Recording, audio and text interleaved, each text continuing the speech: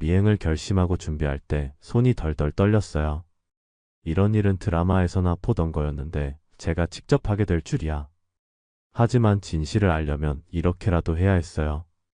다음날 아침 5시 저는 녹음기를 회수했어요. 약 6시간 분량의 녹음 파일이 있었죠.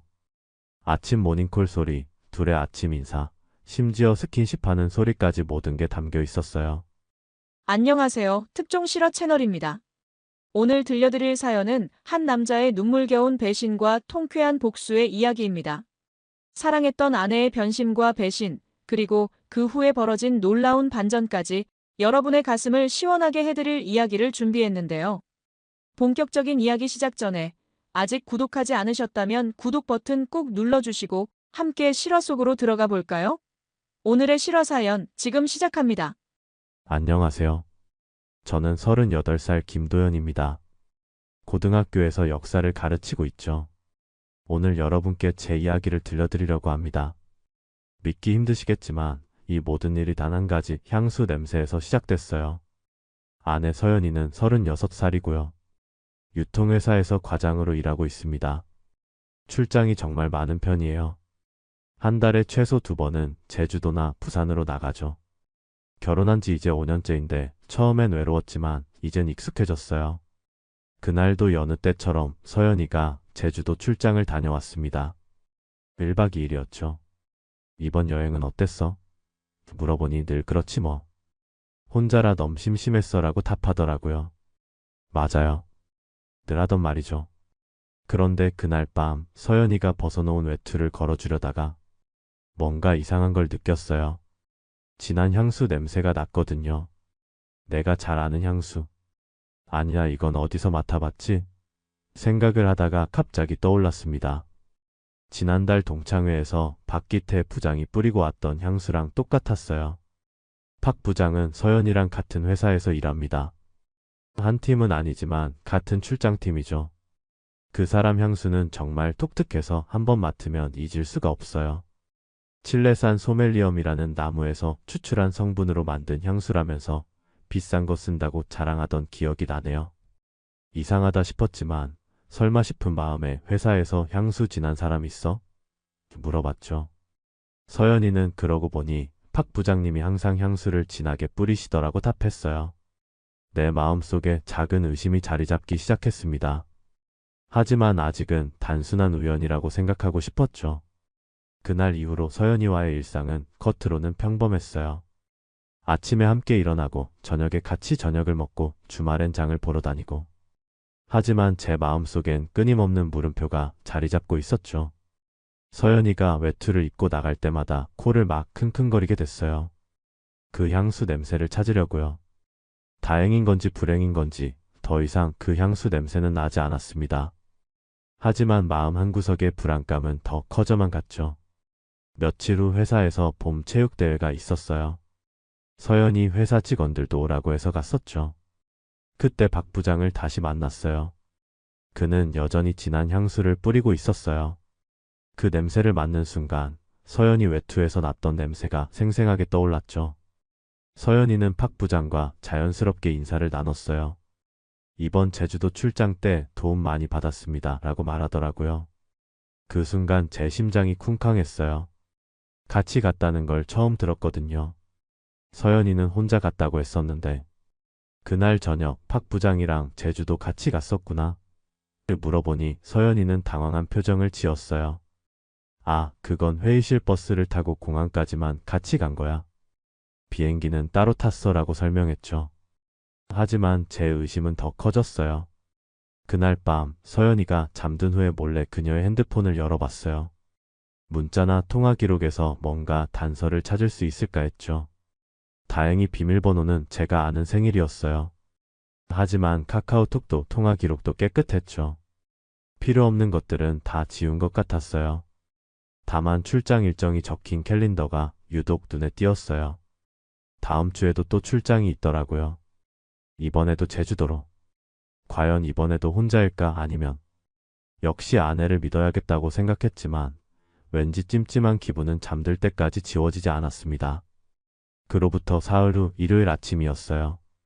주말마다 하는 집안 대청소를 하던 중이었죠. 침실 옆 드레스룸에서 정리를 하다가 저는 그만 손이 멈춰버렸습니다. 옷장 아래 구석에 떨어진 명함 한 장. 제주도 호텔 이름이 적혀 있었어요. 앞면엔 객실 지배인이라고 직함이 적혀 있었고 뒷면엔 볼펜으로 메모가 되어 있었죠. 1204호라는 룸 번호가 또박또박 쓰여 있었어요. 이건 뭘까요? 왜 서연이 짐 속에 호텔 지배인 명함이? 그것도 방 번호까지 적혀 있다니. 순간 머릿속이 하얘졌어요. 하지만 곧 이성을 되찾았죠. 설마 그럴 리가.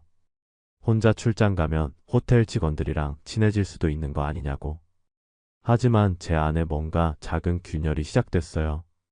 마치 유리창에 작은 돌이 부딪혀 미세한 금이 간 것처럼요. 그 금은 작았지만 한 번 생긴 금은 더 이상 지워질 수 없었습니다. 그날 밤 저는 서연이를 유심히 관찰했습니다. 늘 보던 아내가 조금 다르게 보였어요. 핸드폰을 이전보다 더 자주 확인하고 메시지가 오면 급히 확인하더군요. 아마 제 의심이 커져서 예민하게 보이는 거겠죠. 명함을 발견한 그날 밤 저는 그 명함을 계속 들여다봤어요. 무심결에 볼펜으로 구겨진 모습도 눈에 띄었죠. 분명히 급하게 주머니에 넣다가 구겨진 것 같았어요. 왜 그렇게 서둘렀을까?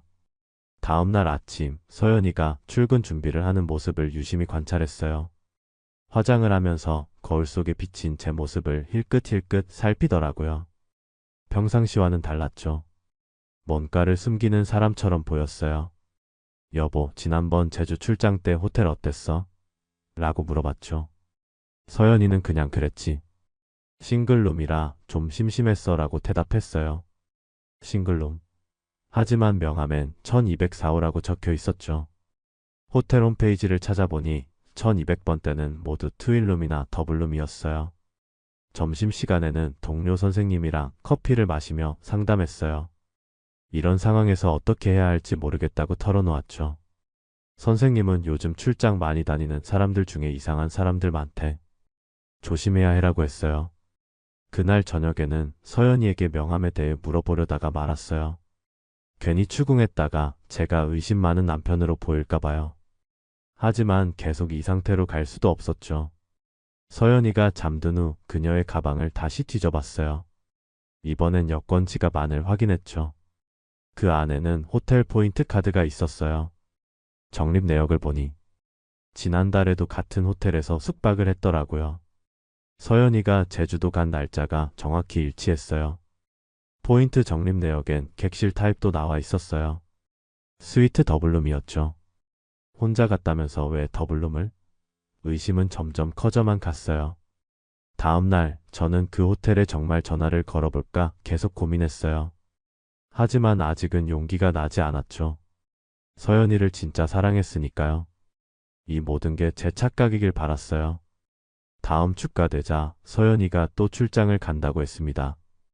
이번에도 제주도로 이틀간 다녀온다고요. 또 혼자 가니? 물어보니 응, 이번엔 진짜 혼자야. 팀원들 다 일정이 안 맞아서라고 답했어요. 출장 전날 밤 서연이는 짐을 꾸리면서 말했죠. 이번 출장 진짜 고되겠다. 혼자 가니까 더 외롭고 힘들 것 같아. 제 마음 한편에선 안쓰럽고 한편에선 의심이 들었어요. 출장 다녀온 서연이를 맞으러 공항에 갔습니다. 늘 그렇듯이 피곤해 보였죠. 집에 돌아와서는 바로 샤워를 했고 저는 짐을 풀어 정리했어요. 그때였습니다. 서연이 가방 구석에서 구겨진 영수증 조각을 발견했죠. 아주 작은 조각이었지만 제 눈엔 또렷하게 보였어요. 조식이인 커플 스파 할인 도장이 찍혀 있었거든요. 가슴이 쿵쾅 뛰었어요. 분명 혼자 갔다고 했는데 커플 스파, 조식이인? 쓰레기통을 뒤져 찾은 영수증 조각들을 맞춰보니 호텔 레스토랑에서 발급한 것이었어요. 날짜도 서연이가 제주도에 있던 정확한 날짜였죠. 이건 더 이상 우연이 아니었습니다. 밤새 잠을 이룰 수가 없었어요. 계속해서 생각이 났어요. 박 부장의 향수 냄새, 호텔 명함, 그리고 커플 스파. 이 모든 게 우연일까요? 정말 제가 너무 예민하게 굴고 있는 걸까요? 다음날 저는 결심했습니다. 진실을 확인하기로요. 더 이상 이런 의심 속에서 살 수는 없었어요. 영수증 조각을 발견한 후로 며칠간 정말 힘들었어요. 겉으로는 아무렇지 않은 척했지만 속으로는 계속 갈등했죠. 학교에서 수업할 때도 집중이 안 됐어요. 아이들이 선생님, 요즘 이상해요 라고 할 정도였으니까요. 아내의 행동 패턴도 조금씩 변하기 시작했어요. 예전에는 출장 가기 전에 항상 심심할 것 같아 연락 자주 하자라고 했는데 요즘엔 출장 중엔 바빠서 연락 잘 못할 거야 라고 미리 말해두더라고요. 주말에 장을 볼 때도 이상한 점이 있었어요. 서연이가 평소에는 안 사던 고급 화장품을 고르더라고요. 왜 갑자기 이런 거 사? 물어보니 출장 가면 피부가 엄청 상해서라고 했어요. 하지만 제 눈엔 자신을 꾸미는 게 더 중요해 보였죠. 한 번은 서연이가 새로운 향수를 샀더라고요. 장미향이 나는 고급 향수였죠. 이건 무슨 향수야? 물어보니 회사에서 요즘 유행하는 거래. 다들 이거 써라고 답했어요. 그런데 이상하게도 그 향수는 집에서는 한 번도 안 뿌리더라고요. 주중에는 야근이 들었어요. 예전에는 6시면 칼퇴근하던 서연이가 요즘엔 팀 회식이 잦아졌어요. 팀 분위기가 예전 같지 않아서 자주 모이는 것 같아라고 했죠. 하지만 팀 회식이 있다는 날 회사 근처에 지나가 보면 불이 꺼져 있는 것도 한두 번이 아니었어요. 혼자만의 시간이 많아지면서 생각도 많아졌어요. 이게 정말 제가 의심병이 든 걸까? 아니면 정말 뭔가 일이 일어나고 있는 걸까? 서연이를 정말 사랑했는데 이런 생각을 하는 제 자신이 미워지기도 했어요. 밤마다 서연이 옆자리에 누워서 그녀의 숨소리를 들으며 생각했어요. 한때는 사랑스럽기만 하던 이 숨소리가 이제는 거짓말 같게 들렸어요. 결국 저는 확인해야겠다고 마음먹었어요. 더 이상 이런 의심 속에서 살 수는 없었죠. 진실이 무엇이든 간에 알아야만 했어요. 월요일 아침, 저는 목에 가시 같은 것이 걸린 듯한 기분으로 출근했어요. 하루 종일 수업에 집중할 수가 없었죠. 아이들이 계속 물어봤어요. 선생님, 어디 아프세요? 점심시간이 되자 저는 교무실 구석 빈자리로 가서 발견한 명함을 꺼냈습니다. 손이 덜덜 떨렸지만 용기를 내서 호텔 전화번호를 눌렀어요. 네, 제주 시티호텔입니다. 안녕하세요. 혹시 객실 예약 기록을 확인할 수 있을까요? 예, 말씀하세요. 지난주 3월 17일부터 18일까지 혹시 이서연이라는 이름으로 예약된 객실이 있었나요? 잠시만요. 네, 확인되네요. 이서연 고객님께서는 박기태 고객님과 함께 투라이트 스위트룸으로 체크인 하셨어요. 심장이 멈추는 줄 알았어요. 박기태, 박 부장, 함께 스위트룸. 고객님? 고객님 계세요? 네, 네, 감사합니다. 전화를 끊고 한동안 그 자리에 앉아 있었어요. 주변이 어두워지는 것 같았죠. 7년을 알고 5년을 결혼 생활을 해온 사람. 내가 그토록 믿었던 사람이 나를 속이고 있었어요. 그날 수업은 다른 선생님께 부탁드리고 조퇴했어요. 집에 돌아와서 멍하게 있다가 퇴근한 서연이를 맞았죠. 오빠, 왜 이렇게 일찍 왔어? 그냥 좀 일찍 오고 싶어서. 피곤해 보여. 많이 힘들지? 그녀의 걱정스러운 표정을 보니 눈물이 날 것 같았어요. 어떻게 이렇게 태어날 수가 있지? 어떻게 내 눈을 보고 이런 말을 할 수가 있지? 그날 밤은 서연이 옆에서 내내 깨어 있었습니다. 5년 동안 쌓아온 신뢰가 무너지는 소리가 들리는 것 같았어요. 호텔에 전화를 걸기 전 목이 타들어가는 느낌이었어요. 심장 박동 소리가 귀에도 들릴 정도였죠. 박기태님과 함께 오셨죠? 라는 프론트 직원의 말은 마치 뇌리에 못 박히듯 들렸어요. 제 귀에서 먼 종소리처럼 울리는 것 같았어요. 전화를 끊고 나서도 한참 동안 그 자리에 앉아 있었죠. 학생들이 수업 준비된 걸 알리러 오자 그제야 정신을 차렸어요. 나머지 수업 시간은 거의 기억나지 않았어요. 그냥 기계처럼 움직였죠. 아이들 질문에 대답하면서도 머릿속은 온통 함께 오셨죠 라는 말뿐이었어요. 집에 돌아가는 길에 과자와 음료수를 샀어요. 평상시 같으면 학생들 간식으로 좋겠다라고 생각했을 텐데 그날은 그저 손에 잡히는 거라면 뭐든 사고 싶었어요. 저녁 시간이 되자 서연이에게서 문자가 왔어요. 오늘 야근이에요. 저녁은 드세요. 라고요. 그 문자를 보는 순간 화가 치밀어 올랐어요. 진짜 야근인가 아니면 또 박 부장과 만나는 건가? 그날 저녁은 혼자 라면을 끓여 먹었어요. 텔레비전을 켜니 드라마에서도 불륜을 다루고 있더라고요. 채널을 돌려도 돌려도 모든 프로그램이 비슷비슷했어요. 결국 텔레비전을 끄고 조용히 앉아 있었죠. 밤 11시쯤 서연이가 들어왔어요. 정말 피곤하다. 바로 잘게라고 하더라고요. 샤워만 하고 자려는 모습을 보니 피곤한 게 진짜인지 아니면 연기인지 모르겠더라고요. 서연이가 샤워하는 동안 그녀의 가방을 뒤져봤어요.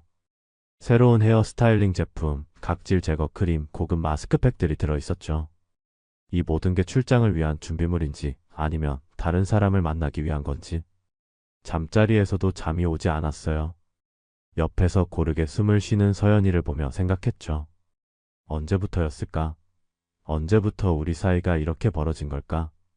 다음날 아침 출근하는 서연이를 배웅하며 다음 출장은 언제야? 라고 물었어요. 예정은 없는데 왜? 라며 의아해하더라고요. 하지만 그녀의 캘린더엔 분명 다음 주 출장 일정이 있었죠. 다음날 아침 출근하면서 학교에 휴가를 냈어요. 오늘도 서연이가 출장이었거든요. 이번엔 부산으로 1박 2일이라고 했죠. 팀원들이랑 같이 가니? 물었을 때 이번엔 5명이나 가. 진짜 회사 일이야 라고 답했어요. 점심을 먹고 나서 서연이한테 전화했어요. 여보, 출장 잘 도착했어? 지금 공항이야. 곧 호텔로 출발할 거래. 조심히 가, 사랑해. 나도 사랑해. 전화를 끊고 즉시 택시를 탔어요. 인천공항으로 달려갔죠. 부산행 오후 2시 비행기표를 끊었습니다. 공항에서 기다리다가 떨리는 손으로 탑승 게이트를 향했어요. 저보다 먼저 게이트로 들어서는 서연이가 보였죠. 그런데 제 눈이 믿을 수가 없었어요. 서연이 옆에 박 부장이 있었어요. 둘은 웃으며 이야기를 나누고 있었죠. 다른 팀원들은 어디에도 보이지 않았어요. 비행기 안에서는 그들보다 5줄 뒤에 앉았어요. 30분 내내 둘의 대화 소리가 들렸죠. 이번엔 어느 호텔이에요? 신라 호텔로 예약했어. 내가 좋아하는 오션 뷰룸으로. 와, 기대된다. 지난번 제주 호텔도 좋았는데 가슴이 뜨거워졌어요. 분노가 치밀어 올랐죠.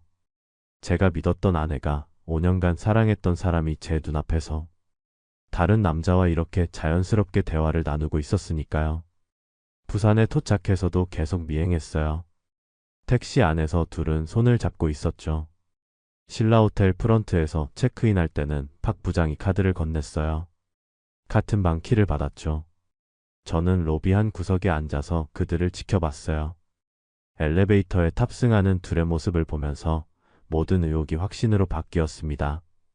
그날 밤 저는 호텔 직원에게 돈을 주고 그들 방 옆방을 얻었어요. 그리고 작은 녹음기를 준비했죠. 이틀까지 그들의 웃음소리와 대화 소리를 들으며 증거를 모았습니다. 미행을 결심하고 준비할 때 손이 덜덜 떨렸어요. 이런 일은 드라마에서나 보던 거였는데 제가 직접 하게 될 줄이야. 하지만 진실을 알려면 이렇게라도 해야 했어요. 서연이의 출장 가방을 보니 이전과는 달랐어요. 평소에는 검정색 캐리어를 썼는데 이번엔 분홍색을 골랐더라고요. 옷도 평상시보다 더 신경 써서 골랐죠. 원피스도 들어있고 힐도 평소보다 높은 걸 챙겼어요. 공항에서 기다리는 동안 심장이 계속 두근거렸어요. 혹시 서연이가 저를 알아보면 어쩌나 하는 걱정도 했죠. 모자를 깊이 눌러 쓰고 선글라스도 준비했어요. 비행기를 타면서도 계속 긴장했어요. 30분이라는 시간이 마치 몇 시간처럼 느껴졌죠. 박 부장이 웃는 소리, 서연이가 킥킥거리는 소리 모든 게 제 귀에는 크게 들렸어요. 오늘 저녁엔 뭐 먹을까? 라는 박 부장의 말에 서연이가 해산물이 좋을 것 같아요. 부산은 회가 유명하잖아요. 라고 답하는 걸 들으니 이들이 얼마나 자주 이런 대화를 나눴을지 짐작됐어요. 부산에 도착해서 택시를 탈 때도 마음이 아팠어요. 박 부장이 서연이 짐을 들어주고 문을 열어주는 모습은 마치 신혼부부 같았죠. 제가 언젠가 서연이에게 해주던 행동들이었어요. 호텔 로비에서 체크인하는 모습을 보니 익숙해 보였어요. 프론트 직원과 인사를 나누고 서연이는 웃으며 매번 와서 익숙하네요 라고 하더라고요. 매번이라는 말이 제 가슴에 비수처럼 꽂혔어요. 그날 밤 엘리베이터 앞에서 둘이 손을 잡는 모습을 보고 알았어요. 이건 한두 번의 일이 아니라는 걸. 이미 오래전부터 이런 관계였다는 걸. 제가 모르는 사이에 말이죠. 호텔 주변을 배회하며 생각했어요. 어떻게 해야 할까? 지금 당장 올라가서 따져야 할까? 아니면 더 확실한 증거를 모아야 할까? 결국 저는 증거를 더 모으기로 했어요. 다음날 아침 5시 저는 녹음기를 회수했어요. 약 6시간 분량의 녹음 파일이 있었죠. 아침 모닝콜 소리, 둘의 아침 인사, 심지어 스킨십하는 소리까지 모든 게 담겨 있었어요. 자기야, 오늘 스파 몇 시 예약했어? 11시. 커플 마사지 받고 점심 먹자. 좋아. 오빠랑 있으면 정말 행복해. 이런 대화들이 계속됐죠. 녹음 파일을 듣는 내내 눈물이 흘렀어요. 하지만 울고만 있을 수는 없었죠. 이제 행동해야 할 때였어요. 서울로 돌아와서 바로 변호사 사무실로 갔습니다. 이혼 전문 변호사였죠. 녹음 파일과 함께 사진 증거도 필요합니다. 호텔에서 함께 나오는 장면, 같이 이동하는 장면 등이요. 변호사의 조언대로 다시 사진 증거를 모으기 시작했어요. 그들이 다음 출장을 갈 때까지 기다렸죠. 이틀 후 서연이가 또 출장을 간다고 했어요. 이번에도 제주도였죠. 저는 또다시 휴가를 내고 그녀를 따라갔어요. 이번엔 차를 렌트해서 이동했죠. 호텔 주차장에서 기다리다가 둘이 함께 들어가는 모습을 카메라로 찍었어요. 레스토랑에서 식사하는 모습, 수영장에서 함께 수영하는 모습, 모든 순간을 기록했죠. 마지막 날 체크아웃할 때 서연이가 박 부장과 포옹하는 장면도 포착했어요. 그 순간 결심이 확고해졌습니다. 이제 끝을 내야 할 때였어요. 녹음 파일을 듣는 동안 얼마나 힘들었는지 몰라요. 사랑한다는 말, 서로를 걱정하는 말, 함께한 추억들을 이야기하는 소리들. 모든 게 제가 서연이에게 해주고 싶었던 말들이었어요. 자기야, 남편이 요즘 의심하는 것 같아라는 서연이의 말에 귀를 쫑긋 세웠어요. 박 부장이 내 친구가 탐정인데 그 친구한테 물어보면 흔적 없이 처리하는 방법 알려줄 거야 라고 답하더라고요. 서로 진짜 불륜을 즐기고 있었던 거죠. 변호사를 만날 때 녹음 파일을 들려주니 변호사도 심각한 표정을 지었어요. 이 정도면 확실한 증거예요. 하지만 사진이나 영상 증거가 더 있으면 좋을 거예요 라고 조언하더라고요. 다음 제주도 출장 때 미행하면서 더 많은 사진을 찍었어요. 둘이 카페에서 커피를 마시며 손을 잡는 모습, 해변을 거닐며 팔짱 끼는 모습, 호텔 수영장에서 키스하는 모습까지. 모든 게 확실한 증거였죠. 호텔 직원에게 팁을 주고 그들의 룸서비스 주문 내역도 얻었어요. 매번 와인과 과일, 초콜릿을 주문했더라고요. 둘이서 로맨틱한 시간을 보내고 있었던 거죠. 한 번은 그들이 호텔 레스토랑에서 식사하는 걸 직접 봤어요. 박 부장이 서연이에게 목걸이를 선물하는 장면이었죠. 서연이는 기뻐하며 바로 목에 걸었어요. 그런데 그 목걸이는 제가 본 적 없는 거였어요. 집에 올 때는 절대 하지 않았을 테니까요. 증거가 충분해졌다고 판단했을 때 마음 한편으로는 아쉽기도 했어요. 이 모든 게 제 착각이었으면 좋겠다고 바랐거든요. 하지만 이제는 현실을 받아들여야 했죠. 마지막으로 그들이 공항에서 헤어지는 모습도 촬영했어요. 박 부장이 서연이 이마에 키스하고 서연이도 그의 뺨에 키스하는 장면. 이게 정말 마지막 증거가 될 거라고 생각했어요. 집으로 돌아오는 내내 마음이 복잡했어요. 5년간의 결혼 생활이 이렇게 끝나는 게 맞나 싶었죠. 하지만 거짓 속에서 계속 살 수는 없었어요. 서울로 돌아온 저는 만반의 준비를 했어요. 증거들을 정리하고 변호사와 상의해서 이혼 소송 준비를 마쳤죠. 그리고 박 부장에 대한 상간남 소송도 준비했습니다. 동시에 서연이 회사 윤리팀의 익명으로 고발장을 제출했어요. 영업팀 박기태 부장이 출장 중 기혼 부하 직원과 부적절한 관계를 유지하고 있음. 증거 첨부라고 썼죠.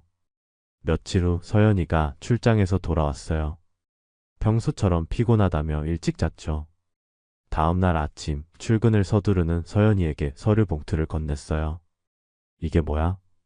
열어봐. 서연이가 봉투를 열자 안색이 싹 변했어요.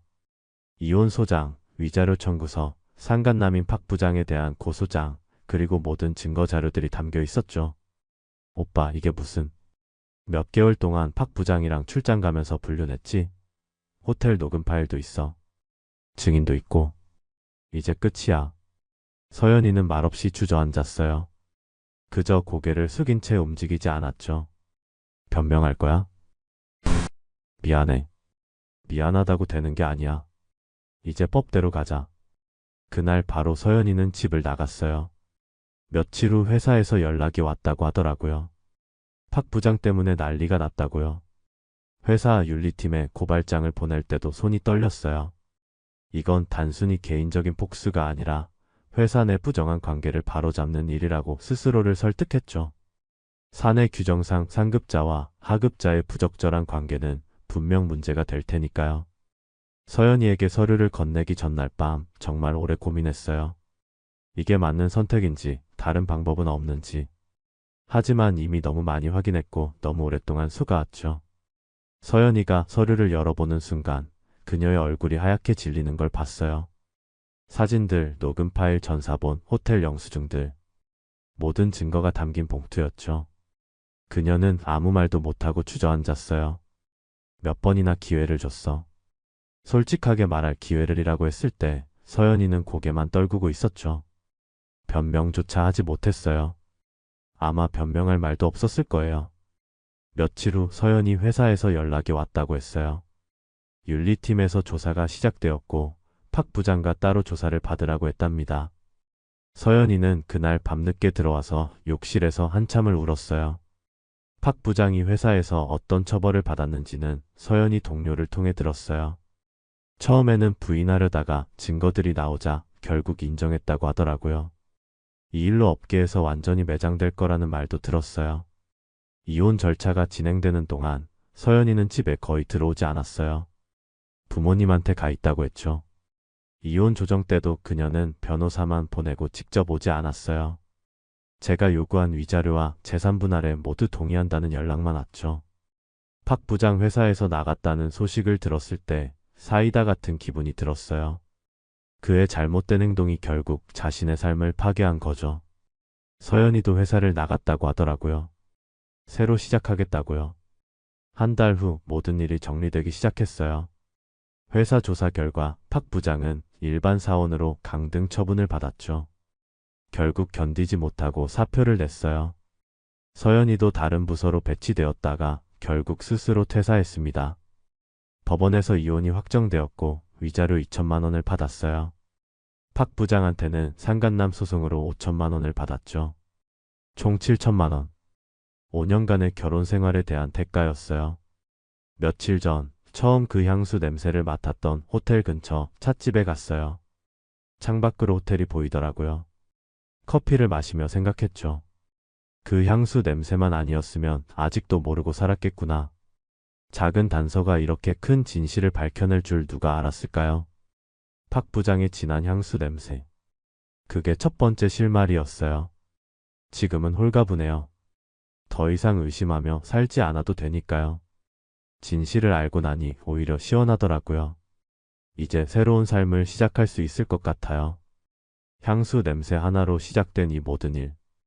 여러분도 작은 신호들을 무시하지 마세요. 때로는 그게 큰 진실을 숨기고 있을 수도 있으니까요. 모든 법적 절차가 마무리되고 혼자 남은 집에서 지난 시간들을 돌이켜보았어요. 정말 작은 단서들로 시작된 일이었죠. 향수 냄새, 명함 한 장, 영수증 조각들. 이런 사소한 것들이 큰 진실을 밝혀냈어요. 책상 서랍에 아직 그 명함이 남아 있었어요. 구겨진 채로. 호텔 룸 번호가 적힌 그 명함을 보며 씁쓸한 웃음이 나왔죠. 이 작은 종이 조각이 제 삶을 완전히 바꿔놓았으니까요. 7천만 원의 위자료와 배상금은 새로운 시작을 위한 자금이 되었어요. 작은 원룸을 구했고 생활에 필요한 것들을 하나씩 마련했죠. 처음엔 혼자 사는 게 낯설었지만 점차 익숙해져 갔어요. 학교 동료들은 제가 이혼했다는 걸 알고 걱정해 주었지만 자세한 이야기는 하지 않았어요. 다만 진실을 알게 돼서 다행이라고만 말했죠. 진짜 그랬어요. 거짓 속에서 사는 것보다 혼자 사는 게 훨씬 나았거든요. 개학하고 새 학기가 시작되자 아이들이 선생님 왜 반지 안 껴요? 라고 물었어요. 이제 필요 없게 되었어 라고 답했죠. 아이들은 무슨 뜻인지 정확히는 몰랐지만 더 이상 묻지 않았어요. 얼마 전 박 부장이 다른 회사에 입사했다는 소식을 들었어요. 하지만 곧 그마저도 들통나서 다시 나왔다고 하더라고요.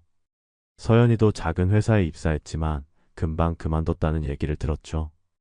두 사람의 분류는 결국 그들의 삶 전체를 망가뜨린 셈이었어요.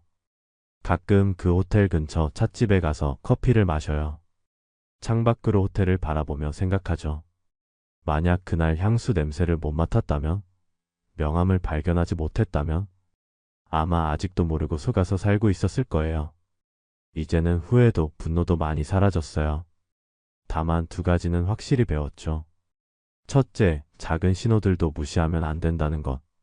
둘째, 진실을 알아가는 과정은 아프지만 결국은 해방을 가져다 준다는 것.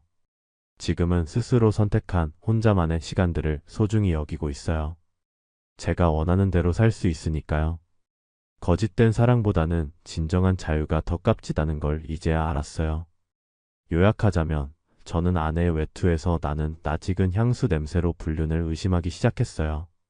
호텔 명함, 커플 스파 영수증 같은 증거들을 발견했고 결국 미행을 통해 확실한 증거를 잡았죠.